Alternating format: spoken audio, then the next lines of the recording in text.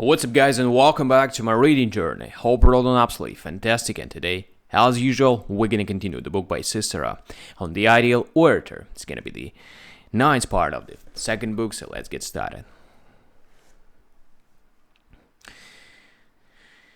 Then all eyes were turned toward Antonius, who exclaimed, "Lend me your ears, I say, lend me your ears, for you will be listening to a schoolsman, taught by a teacher, someone learning Greek letters. And I shall speak in all the more confidently, seeing that Catullus has also come to listen, for he speaks with precision, and refinement, not only in Latin, to which our people can be harassed, but also in Greek, as even the Greeks themselves concede. But still, since this entire art, or practical activity of speaking, whichever it is, cannot exist unless it is a bit mouthy, I shall teach you, students, that I have not learned myself, namely, I think about every facet of speaking."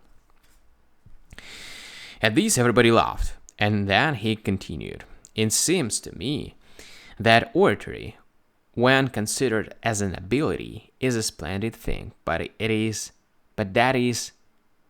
that it is no more than average when viewed as an art. After all, an art deals with such things as we know, while the whole activity of the orator is based not on knowledge but on opinions. We speak before audiences that are ignorant, and we also say things which we are ignorant ourselves. Accordingly, on the same issue, they have now one view and judgment, then another, while we ourselves often plead opposite cases. I mean that the latter not only in the sense that Crassus sometimes argues against me or I against him, and in that case either of us must necessarily be saying something that is not true, but also in the sense that on the same issue each of us supports now one opinion, then another, whereas not more than one can be true. Knowing then that this is a subject that relies on falsehood, that seldom reaches the level of real knowledge, that is out to take advantage of people's opinions, and often they are delusions, I shall speak about it, if you think you have a reason for listening." "Certainly we do," replied Catullus, and all the more so because it seems you are not going to make a show of it, for you did not begin by boasting, but took the truth of the matter as you see it for a starting point, rather than some high view of the subject.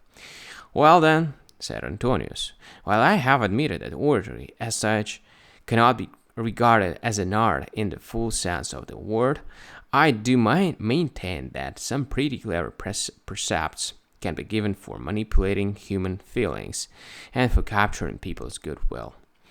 If anyone wants to claim that the knowledge of such things is an important sort of art, I won't quarrel with him.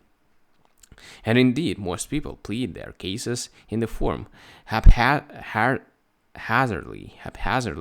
and without any method, while some do more skillfully thanks to training or a certain amount of experience. So there can be no doubt that, should someone observe the reason why some people speak better than others, he could give a description of it.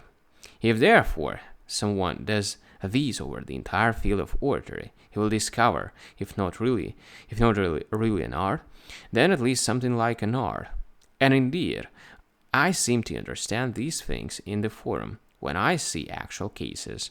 How I wish I could likewise explain to you now how they are discovered."